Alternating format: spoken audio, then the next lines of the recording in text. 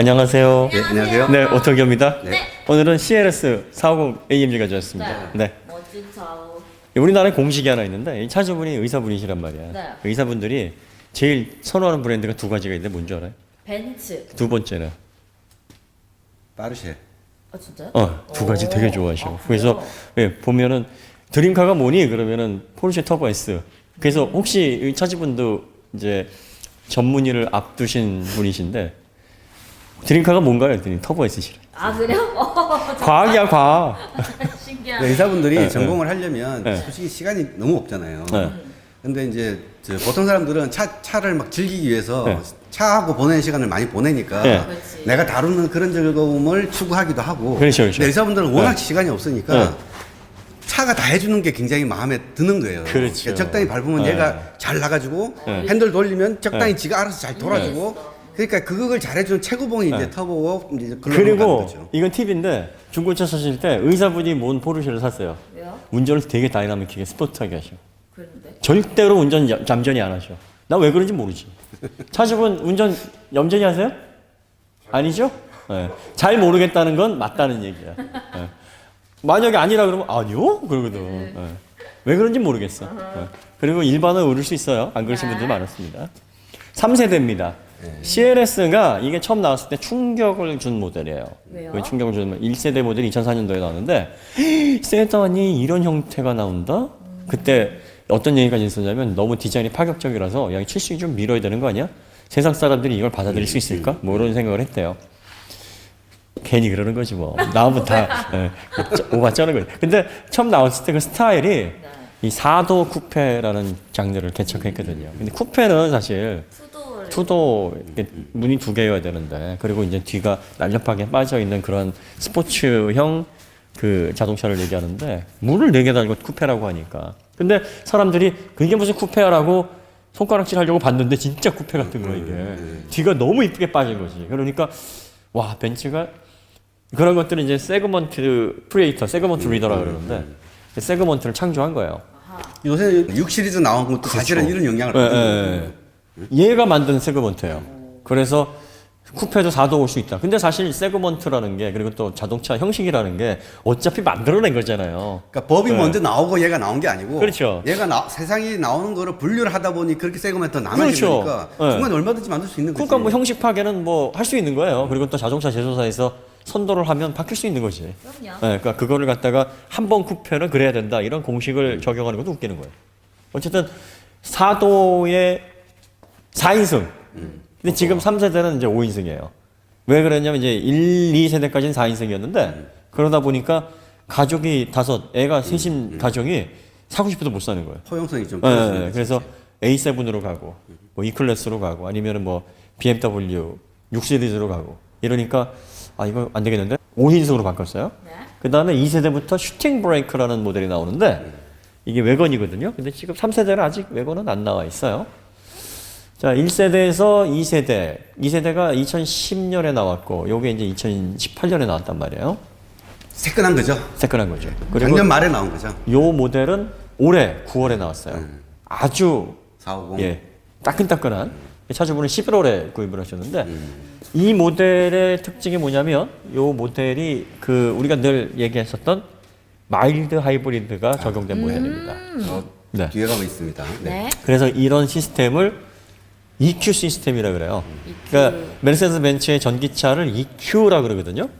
그래서 이제 차세대 전기차를 EQC가 이제 나왔잖아요. EQC가 나왔는데 뭐 주행거리도 형편없고 뭐 성능도 더 낼 수도 있는데도 불구하고 딱 1억 원을 지불을 하는 SUV가 딱 그 정도 제로베이 5.1초에 408마력 정도 왔다 갔다 하는 성능을 내거든요. 그러니까 벤츠에서는 어이씨 이거 더 성능 높여놓으면 AMG SUV를 어떻게 팔지? 그러니까 이제 거기서 묶어버린 거예요. 그러니까 다른 사람들이 보고서 야 자동차의 원조인 메르세데스 벤츠가 거기다가 또 1886 에디션이라는 걸 만들었어요. 1886이 언제 어떤 사건이 있었어? 프리들 칼벤츠가 페이턴트 모토바겐 만들어내서 특허받은 해거든요. 그러니까 그때가 자동차의 시작이었단 말이야. 그러니까 EQC로 새로운 시작을 열겠다. 그런 의미거든. 뜻은 멋지네. 그런데 거기다가 세상을 놀라게 했던 페이턴트 모토바겐을 만들어 놓은 벤츠가 EQC 같은 멍청한 얼마 전에 영상에서 똥 싸질러 놨다 그러는데 딱 그거예요. 그러니까 이런 걸 지키려고 한 거예요. 이런 거를. 지금 벤츠는 내연 자동차에서 최고의 브랜드거든요. 예, 최고의 브랜드 밸류를 가지고 있기 때문에 얼마 팔리지도 않는 전기차를 만들어놔서 이런 고성능 모델의 상품성을 죽일 수가 없으니까 그렇게 만들어 놓은 거예요. 근데 앞으로는 아마 예, 새로운 전기차 업체들이 빠르게 성능업을 하고 좋은 가격에 고성능을 경험할 수 있게 하면 프리미엄 브랜드도 어쩔 수 없이 따라갈 겁니다. 지금은 그렇게 EQC 같은 모델들은 쳐다보지도 마세요. 차라리 그런 거 사느니 이런 거 사세요. 예. 그러니까 그러니까 제조사가 간 보기 위해서 찔끔찔끔 이렇게 열어주는 어떤 혁신들은 소비자들이 거부를 해야 돼.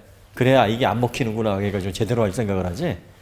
지금 내연 자동차 이렇게 마일드 하이브리드에서도 그 정도 성능, 그 정도 감성 나옵니다. 1억 850인데 차주분은 250만 원 할인을 받으셨고 지금은 한 500만 원 받을 수 있다 그러네요. 예, 그래서 딱 1억 정도 생각하시면 될 것 같아요. 예, 실제 구매 가격은. 이 차는 누가 찾으시냐면 이 클래스는 너무 평범해. 그치. 개성 없어.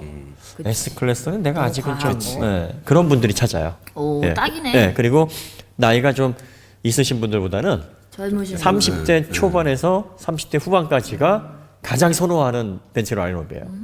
그리고 지금 디자인이 네. 3세대로 오면서 이게 좀 혹평이 아니라 혹평을 받아요. 혹. 그러니까 안 좋은 소리 많이 들어요. 왜요? 왜냐하면 1세대는 너무 멋졌고 2세대는 1세대만큼 아니지만 괜찮았는데 얘는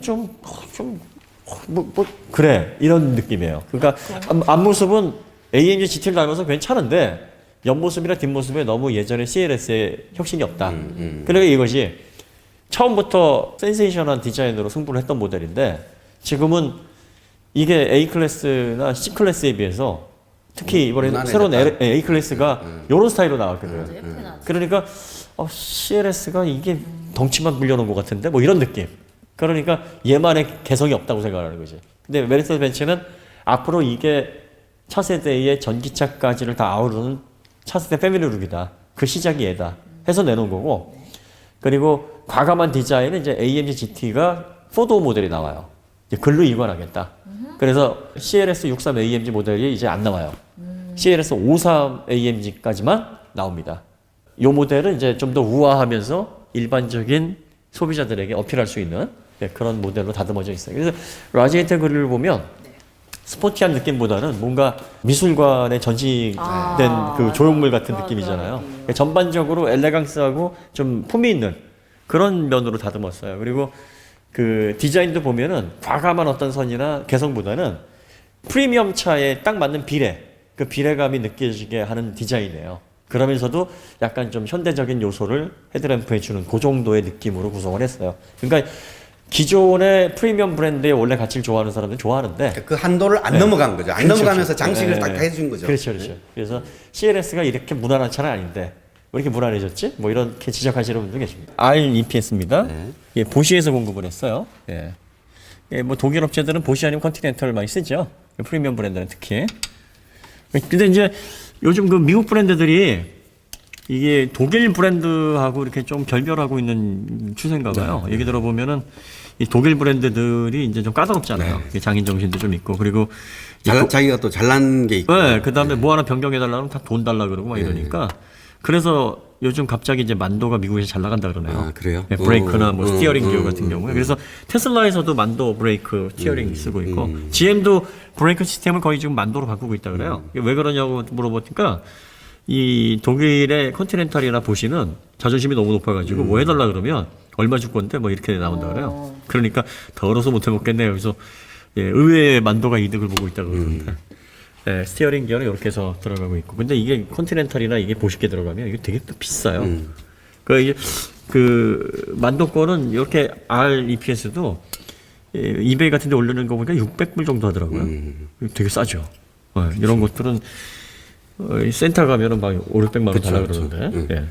서브 프레임은 이렇게 보면은 그 되게 재밌게 지금 돼 있어요. 뭐냐면 이제 이 스테빌라이저를 이 서브 프레임 안쪽으로 숨겨놨어요. 그러네요. 이거, 이거. 그러네. 네. 얘가, 얘가 서브프레임인데 네.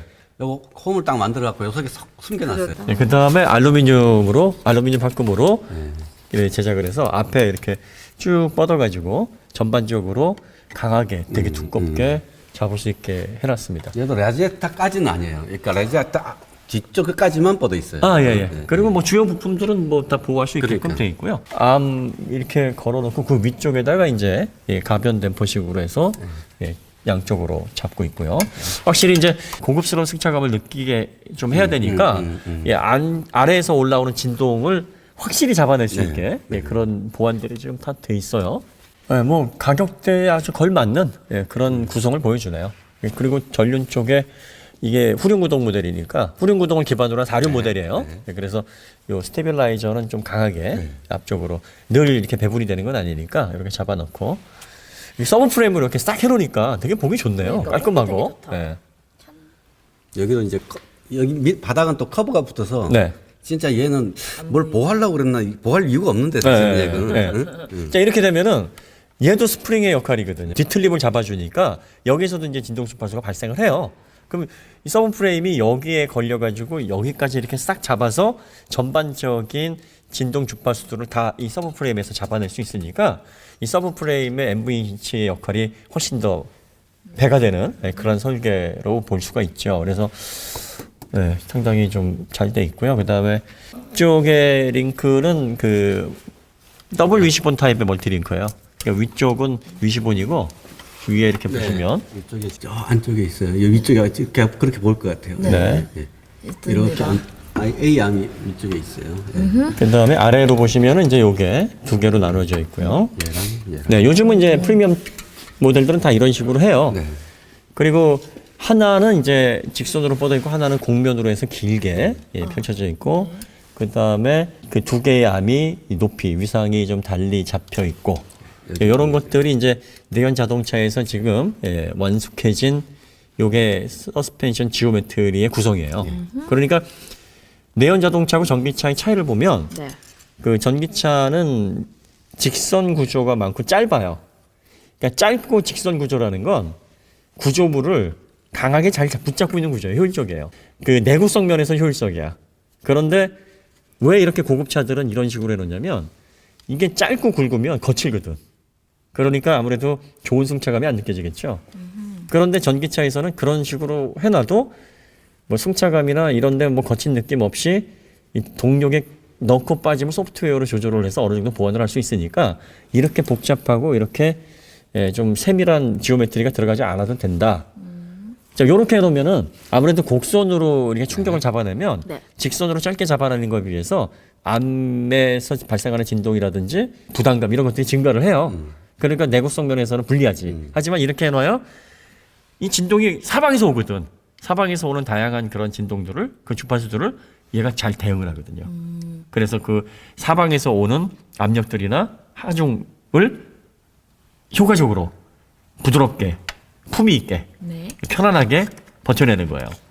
이 내연 자동차들은 아무래도 이제 출력에 넣고 빠지고 이게 이런 것들이 명확하지 않으니까 이런 것들을 세밀하게 이 서스펜션에서 조율을 해줘야 운전자가 왜 이렇게 불편하지? 왜 이렇게 뭔가 좀 명확하지 않은 것처럼 느껴지지 않은 그런 느낌을 최소화할 수가 있거든요. 그래서 이런 식으로 해서 발전을 해온 거죠. 지금 전기차가 되면서 이런 것들이 여전히 쓰일 거다라고 생각을 했는데 막상 오고 나니까 이렇게까지 또 필요가 없는 거야. 그러니까 실제로 전기차 부서에서 서스펜션을 담당하는 부서가 내연차의 10분의 1 인원도 안 된대요. 그러니까 또 야 우리가 이런 서스펜션 지오메트리는 늘 전기차가 되더라도 할 수밖에 없는 분야인데 하고 안심하고 있었다가 그 부서도 이제 긴장을 하는 거지. 이렇게까지는 필요 없으니까 그렇죠. 사람을 더 뽑을 일도 없고 줄어들 일만 남았구나. 실제로 뭐 테슬라에서 또 파생된 루시들은 또 테슬라에서 죄다 나가서 처리를 해서인데 몇 명이서 이 서스펜션 지오메트리 구성을 조율을 하고 뭐 브레이크는 뭐 한두 명이 하고 그런데요. 그러니까 린막 오토모빌리처럼 400명밖에 안 되는 인원을 가지고 있는 회사가 뭐 코닉스의 그 뭐 제규어, 랜드로버, 르노, 포르쉐 기술 다 주는 거야. 현대에도 지금 N 전기차 뭐 같이 만든다고 그러잖아요. 그게 가능한 거예요.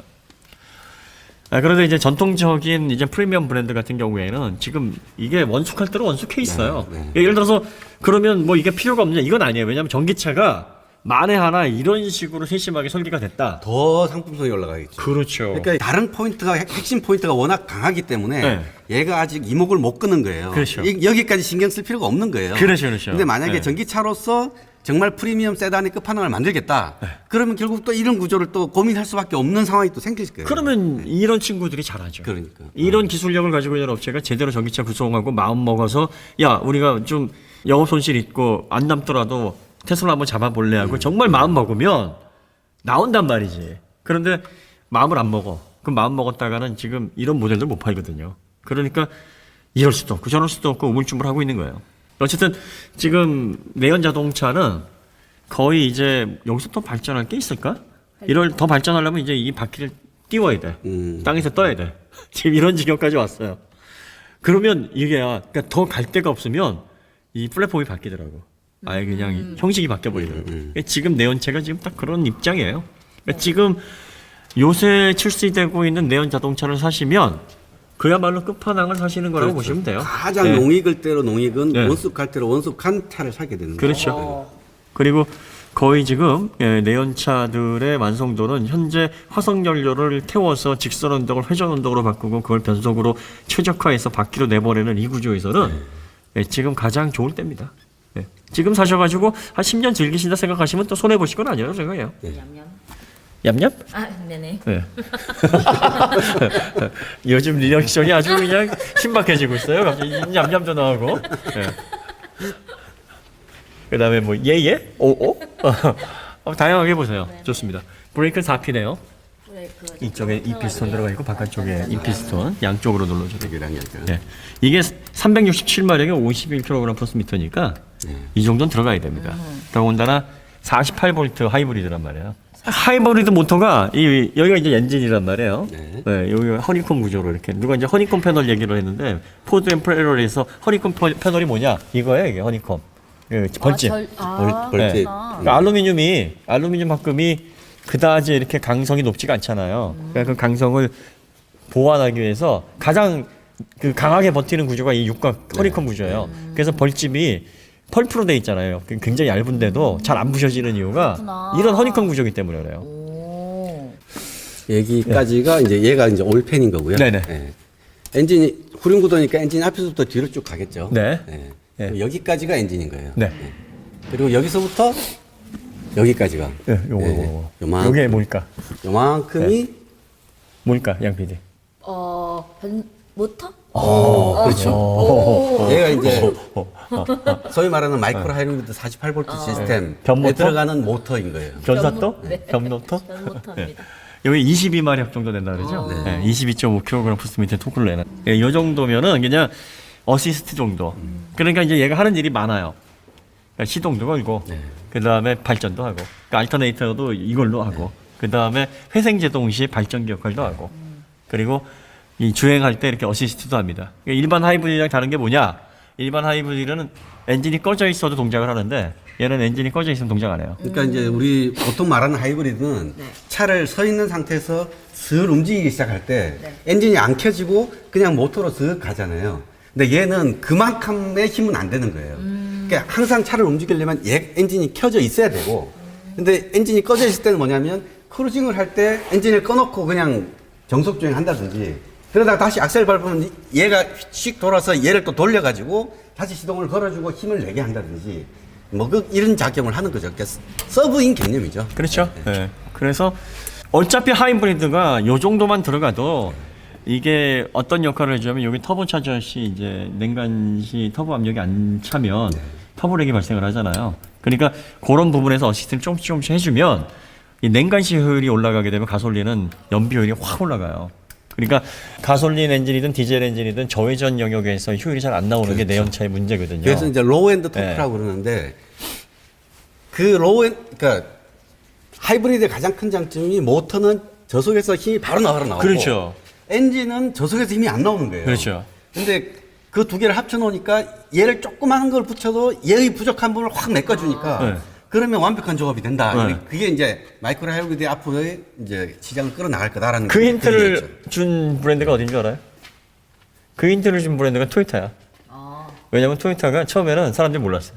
이게 니켈 수소를 사용해서 이렇게 어시스트를 하는데 이게 늘 어시스트가 되는 줄 알았는데 니켈 수소가 나중에 사용하다 보니까 이게 100이면은 나중에는 뭐 10구간에서만 움직이는 거예요. 조금만. 그러니까 전기 모터가 수시로 들어갔다 빠졌다 들어갔다 빠졌다 계속 반복하는 거예요. 그러니까 사람들이 야 이게 배터리가 멀쩡해서 멀쩡한 게 아니라 어차피 얼마 그 가용 구간이 안 되니까 요 좁은 구간만 돼도 이게 어시스트 하는데 문제가 없으니 메모리 임팩트가 있던 없던 표가 안 났던 거예요. 그러면 야 배터리를 그냥 그렇게 많이 넣지 않고 전기 모터가 너무 이렇게 많이 개입을 하지 않아도 하이브리드의 효율은 나올 거 아니냐. 거기에서 창안을 해서 야 그럼 마이크로 하이브리드를 아예 그냥 48V로 확 줄여보자. 그러니까 240V 뭐 650V 이런 거 쓰지 말고 그냥 48V로 해서 필요한 냉간시 효율이나 주행할 때 약간씩 이렇게 밀어주는 거. 예를 들어서 네. 우리가 얘기할 때 그런 얘기 하잖아요. 그 고속도로에서 정속 주행을 할 때 효율이 가장 좋다는 말은 뭐냐면 정속 주행은 관성 주행이에요. 그러니까 관성은 어느 정도 차가 나아가려는 자연적인 힘, 그 힘을 유지하게 하려면 약간씩 떨어지는 그 부분만 이렇게 살짝 밀어주면 되거든요. 그러니까 희박연소 시 막 25km, 30km 효율이 나오는 리터당, 그게 그거거든요. 그러니까 어시스트를 할 때는 그런 힘만 살짝 밀어주면 되니까 큰 힘이 필요가 없어. 하이브리드 아닌 네. 일반 GDI 같은 네. 경우는 그 살살 갈 때 악셀 정말 살짝만 밟아서 시속 80km 정속 주행 하잖아요. 그렇죠. 네. 그 살살 가는 거를 얘는 엔진을 꺼트려 버리고 얘로 살살 힘을 주는 거예요. 그렇죠. 네. 이렇게 되면 효율이 엄청난 거죠. 엄청나게 지금. 그러니까 그런 개념으로 접근을 하면은 이게 꼭뭐 전기 모터가 뭐 토요타처럼 막 100마력이 넘어갈 필요가 없고 뭐 50마력씩 넣을 필요도 없는 거예요. 그러니까 22마력 정도면은 충분한 거예요. 그래서 야 이렇게 걸어놓으면 배터리 가격도 얼마 안 들고 전기 모터도 싸고 공간도 안 차지하고 야 이거 좋겠는데 해서 나온 게 바로 이거예요. 근데 차주분이 워낙에 운전을 스포티하게 해서 연비가 얼마냐 물어봤더니 모르시겠대. 한 번도 재보신 적이 없대. 쿨하시지? 우리가 한번 보겠습니다. 네. 예. 그래서 요게 0.9kWh의 그 배터리, 리튬이온 배터리가 들어가 있습니다. 0.9kWh니까 1kg도 안 되는 거네. 2kWh보다 안 돼요. 그러니까 보통 하이브리드가 1.56 정도, 1.6 뭐 얼마 1.5에서 1.6 그 정도 들어갑니다. 그러니까 절반까지는 아닌데 얼마 안 들어가는 거예요. 그래서 그 정도면 뭐 나쁘진 않은 거예요. 모터 출력에 비해서. 그러니까 개입을 얼마 들어가 있는 네? 거예요? 코나 제 거. 코나가 제 거? 네, 제 거. 아, 오. 참 축하드립니다. 아, 제 거. 축하드립니다. 접니다. 제 예, 거. 코나 하이브리드. 네. 네. 그럼 몇이에요? 얘보다 커요? 코나 하이브리드 1.56, 그랜저가 1.76인가 그럴 거예요. 67인가 76인가. 네, 뭐 그러니까 공호에 비하면 절반 정도 들어가는 거예요. 그러니까 배터리가 절반 정도 들어가도 배터리 가격이 비싸니까 이 전체 하이브리드 가격을 확 낮출 수가 있죠. 예, 거기다가 모터도 그렇고 뭐 인버터도 이렇게 되면 되게 작게 해서 뭐 승합을 이 48V로 승합하는 거하고 240이나 뭐 막 그 이상 승합하는 거는 차원이 다른 거죠. 이 모터 드라이버라든지 뭐 이런 주파수 조정에서도 훨씬 더 요게 좀 쉬워집니다. 그래서 물론 뭐 엔지니어링에서 쉬운 게 뭐 어디겠습니까만은 좀 단순해지죠. 그래서 전반적인 코스가 낮아지니까 그런 어떤 이점이 좀 있습니다.